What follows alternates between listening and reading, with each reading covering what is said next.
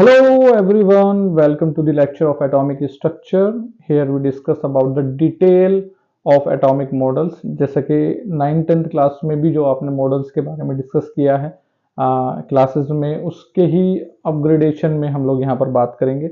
हमें अंडरस्टैंडिंग हो गई है मॉल कॉन्सेप्ट की, डिफरेंट हमने एटॉमिक नंबर, एटॉमिक मास, ये सब चीज़ों का आइडिया ले लिया है। नाउ हम डिटेल में डिस्कस करते हैं एटम्स एंड एटॉमिक मॉडल्स। तो सबसे पहले डेफिनेशन हम लिखेंगे यहाँ पर अब ऑफ एटम। तो यहाँ एटम की अगर बात करें तो एटम एक स्मॉलेस्ट पार्टिकल है, ठीक है, या स्मॉलेस्ट यूनिट है एलिमेंट की जो कि रिएक्शन में पार्टिसिपेट करती है। So here we write it down like an atom is the smallest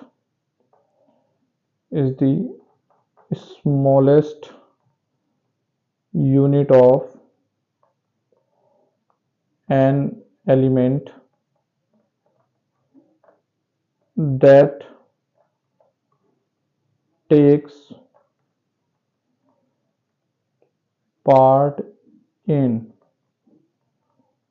chemical reaction। सो यहाँ पर एटम बेसिकली एटम के सब एटॉमिक पार्टिकल्स भी है जिनसे मिलकर बनता है, जिसका आपको आइडिया है, that is electron, proton and neutron. तो देयर आर थ्री सब एटॉमिक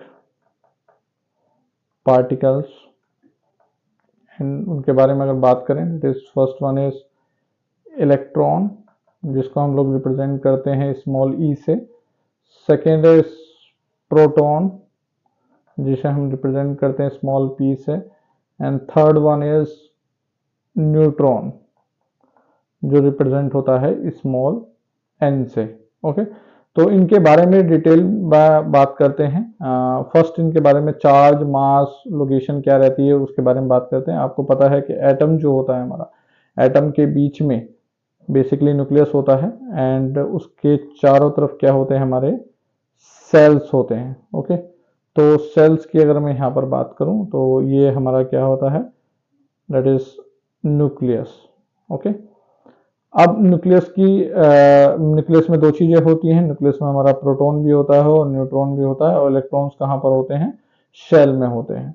ठीक है, तो यहाँ पर एक तीनों का सब एटॉमिक पार्टिकल्स की डिटेल अगर हम लोग करें यहाँ पर, तो एक चार्ट सा बना लेते हैं, that is name of particle, here the mass of subatomic particle, and next is charge of, या नेचर ऑफ चार्ज अगर हम लोग बोलें, ठीक है, दैट इज नेचर ऑफ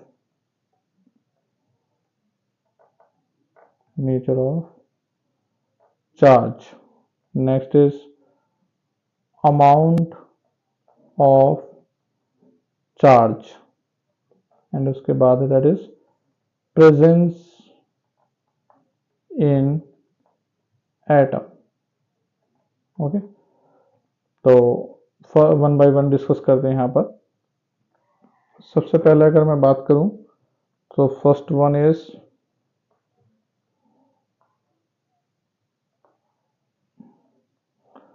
अगर हम यहाँ बात करें तो पहले डिस्कस करते हैं इलेक्ट्रॉन के बारे में। फर्स्ट वन इज इलेक्ट्रॉन का जो नोटेशन होता है वो होता है, या ई लिख देते हैं, -1 0, ये भी इलेक्ट्रॉन का नोटेशन होता है। ठीक है, इलेक्ट्रॉन का जो मास होता है, अच्छा इलेक्ट्रॉन की डिस्कवरी की बात, जैसे कि आपको पता है कि जे थॉमसन ने बेसिकली इलेक्ट्रॉन की डिस्कवरी करी थी। ठीक है, तो उसी में अगर यहाँ लिखें, that is electron and mass is 9.1 into 10⁻⁻31 kg में होता है। ठीक है, एंड अगर बात करें हम लोग ग्राम में, तो दैट इज 9.1 इंटू 10⁻⁻28 ग्राम में होता है। ठीक है, नेचर ऑफ चार्ज की अगर बात करें तो दैट इज निगेटिवली चार्ज्ड जो है वो इलेक्ट्रॉन होता है। अमाउंट हमको पता है, दैट इज -1.6 इंटू 10⁻⁻19 कूलाम, या फिर अच्छा ये कूलाम यूनिट है, दैट इज एसआई यूनिट, और एक सीजीएस यूनिट होती है, दैट इज -4.8 इंटू 10⁻⁻10 ये होता है ESU में, ESU that is electrostatic unit. Okay, ये क्या होती है, इलेक्ट्रोस्टैटिक यूनिट होती है। ओके, नाउ प्रेजेंस की अगर बात करें इलेक्ट्रॉन की, तो इलेक्ट्रॉन प्रेजेंट होता है outside the nucleus, that is outside the nucleus. Okay, now second particle की बात करें, सेकंड हमारा सब एटॉमिक पार्टिकल है that is proton. Okay, so proton represent किया जाता है हमारा स्मॉल पी से, ठीक है। एंड नोटेशन की अगर मैं बात करूं तो प्रोटॉन हमारा H+ से भी नोटेट कर दिया जाता है, ठीक है, और P11 से भी या H11 से भी रिप्रेजेंट कर दिया जाता है। हियर दिस इज 1 1 इस तरह से। डिस्कवर किया था इसको गोल्डस्टीन ने, दैट इज E गोल्डस्टीन, ठीक है। नाउ अच्छा, एक और कंफ्यूजन होता है कि लोग रदरफोर्ड भी बोलते हैं, तो न्यूक्लियस की डिस्कवरी इज बाय रदरफोर्ड, ठीक है। रदरफोर्ड पॉजिटिवली चार्ज न्यूक्लियस था, तो कहीं ना कहीं थोड़ा सा कंफ्यूजन ही आता है। नाउ अगर मास की बात की जाए प्रोटॉन के मास की, तो दैट इज वो होता है 1.6725 इंटू 10⁻⁻27 kg, ठीक है। या फिर इसको ग्राम में भी हम लोग लिख सकते हैं। इसका जो चार्ज होता है वो होता है पॉजिटिवली चार्ज, एंड जो चार्ज के नीचे होता है पॉजिटिव होता है, जो अमाउंट होता है वो सेम होता है जैसा कि हमारा इलेक्ट्रॉन का होता है, दैट इज 1.6 इंटू 10⁻⁻19 कूलाम, या फिर प्लस में 4.8 इंटू 10⁻⁻10 ESU, ठीक है। अगर इसकी लोकेशन की बात करें तो that is inside the nucleus, ठीक है। नाउ थर्ड पार्टिकल हमारा दैट इज न्यूट्रॉन। न्यूट्रॉन की रिप्रेजेंटेशन स्मॉल n से, एंड नोटेट इसको ऐसे भी कर देते हैं 0 1 से, ठीक है। और जैसा कि हमें पता है कि जेम्स चैडविक ने न्यूट्रॉन को वो किया था, तो that is James, here James Chadwick. Detail के बारे में बात करें तो दैट इज मास जो है वो प्रोटॉन के सिमिलर होता है, बट प्रोटॉन से ज्यादा होता है। ये रही हमारी। नाउ अगर न्यूट्रॉन के मास की बात करें तो वो होता है 1.675, वो क्या है 625 है, ये 675 है, इंटू 10⁻⁻27 ये kg में होता है। इस पर कोई चार्ज नहीं होता है, ये बेसिकली क्या होता है, न्यूट्रल होता है, एंड इस पर चार्ज न्यूट्रल होता है 0 यहाँ पर। और लोकेशन क्या होती है, that is inside the nucleus, इसकी लोकेशन बेसिकली होती है। ओके, नाउ ये बात हुई हमारी about mass, charge and location of सब एटॉमिक पार्टिकल, ठीक है, जो एटम के अंदर प्रेजेंट होते हैं। नाउ फर्दर इसमें अगर बात करें कि एटम के अंदर अगर हमें निकालना हो कितना प्रोटॉन, इलेक्ट्रॉन, न्यूट्रॉन है, ठीक है, तो उसका अगर डिस्कशन करें तो that is representation of an atom. There is representation of an atom. Okay, so अगर मेरा एक एटम है जो कि रिप्रेजेंट हो रहा है, ये x मेरा सिंबल है एटम का, ठीक है, z मेरा एटॉमिक नंबर है, और a जो है वो मास है, ठीक है। Basically this is the representation. x जो है वो एलिमेंट है, ये एलिमेंट। z मेरा क्या है, एटॉमिक नंबर है, एंड a जो है वो क्या है, मेरा मास नंबर है।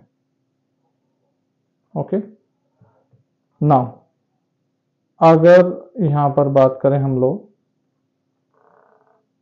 तो ए और जेड से हम लोग कैसे इलेक्ट्रॉन प्रोटॉन बता सकते हैं। अब जो मास नंबर होता है वो हम पता है मास नंबर में क्या चीज़ें होती हैं, दो चीज़ें होती हैं। मास जो मेनली मास होता है वो होता है इलेक्ट्रॉन हटाकर न्यूट्रॉन और प्रोटॉन की वजह से ही मास होता है, ठीक है। तो मास नंबर में बेसिकली दोनों चीज़ें आती हैं। अब एटॉमिक नंबर बेसिकली किसके बराबर होते हैं, प्रोटॉन और इलेक्ट्रॉन के बराबर। तो यहाँ मैं लिख देता हूँ that is atomic number is equal to, atomic number किसके बराबर होता है, नंबर ऑफ प्रोटॉन के बराबर होता है। दैट इज जो Z होता है वो डायरेक्ट नंबर ऑफ प्रोटॉन के बराबर होता है। एंड इज इक्वल टू होता है नंबर ऑफ इलेक्ट्रॉन के बराबर, बट इसके साथ एक कंडीशन है कि न्यूट्रल एटम वाले केस में, दैट इज न्यूट्रल एटम अगर होगा, ठीक है, तो उस केस में ही हमारा जो नंबर ऑफ इलेक्ट्रॉन है वो किसके बराबर होगा, एटॉमिक नंबर के बराबर होगा। ओके, तो यहाँ जैसे कि जो A है वो किसके बराबर है, न्यूट्रॉन प्लस प्रोटॉन। तो प्रोटॉन को मैं Z लिख सकता हूँ क्योंकि प्रोटॉन तो हमेशा ही एटॉमिक नंबर के बराबर होते हैं, ठीक है।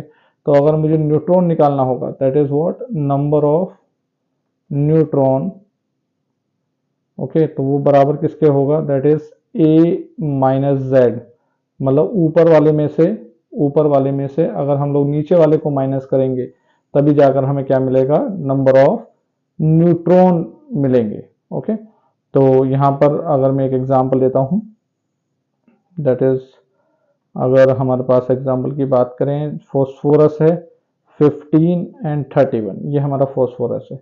तो यहाँ से अगर देखकर बात करें तो Z जो है हमारा कितना है, 15 है, एंड मास नंबर क्या है, 31। तो अगर मैं प्रोटॉन, ये न्यूट्रल एटम है, ठीक है, तो यहाँ पर प्रोटॉन और इलेक्ट्रॉन दोनों ही क्या हो जाएंगे, हमारे Z के बराबर जाएंगे 15, एंड मेरा जो न्यूट्रॉन है वो क्या होगा, A minus Z, that means 31 minus 15, ये क्या होगा, 16। तो 16 मेरे है न्यूट्रॉन एंड इलेक्ट्रॉन और प्रोटॉन क्या है मेरे, 15 है। ओके, नाउ सिमिलरली अगर मैं किसी अदर एटम के लिए निकालूं, यहाँ पर ये तो एग्जांपल, फर्स्ट एग्जांपल के तौर पर ले लेते हैं इसको, ठीक है। सेकंड एग्जांपल अगर मैं लेता हूँ, यहाँ पर मेरा है एल्यूमिनियम प्लस 3, क्या है, एल्यूमिनियम प्लस 3 है। अब एल्यूमिनियम प्लस 3 में आपको पता है कि एल्यूमिनियम क्या होता है 13 और मास नंबर क्या होता है 27, ठीक है। प्लस 3 है, दैट मीन्स यहाँ पर 3 इलेक्ट्रॉन लॉस हो गए हैं। तो अगर मैं प्रोटॉन की बात करूं तो वो तो Z के बराबर होगा, दैट इज 13, ठीक है। बट मेरे इलेक्ट्रॉन जो है वो क्या हो जाएंगे, 3 लॉस हो चुके हैं तो वो क्या हो जाएंगे 10, एंड मेरे न्यूट्रॉन जो है वो क्या होगा, that is A minus Z। तो यहाँ से क्या आएगा, दैट इज 27 माइनस 13, ये क्या आएगा, 14 के बराबर आएगा। ओके, ठीक है। तो यहाँ इस तरह से बेसिकली हमारा इलेक्ट्रॉन, प्रोटॉन, न्यूट्रॉन निकाला जा सकता है। अब नाउ इसी के बेसिस पर कुछ टर्म डिफाइन होते हैं, आइसोटॉप्स, आइसोबार, मास नंबर और एटॉमिक नंबर के बेसिस पर। तो वो कुछ सम डेफिनेशंस जो हैं हम लोग यहाँ पर कवर करते हैं, सम डेफिनेशंस। सबसे पहले बात करते हैं हम लोग, अच्छा ये हमने कहीं ना कहीं 9th-10th में भी पढ़ा ही है, आइसोटॉप्स, आइसोबार तो लिए ही एनसीईआरटी में मेंशन है। दैट इज, सबसे पहले बात करें अगर आइसोटॉप्स के बारे में, तो आइसोटॉप्स वो लोग होते हैं, दैट इज कॉम्बिनेशन टू, मतलब ऐसे दो लोग जिनके बीच में एटॉमिक नंबर तो सेम होता है बट एटॉमिक मास डिफर करता है। तो हेयर एटम्स हैविंग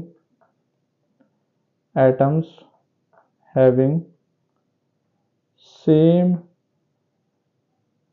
atomic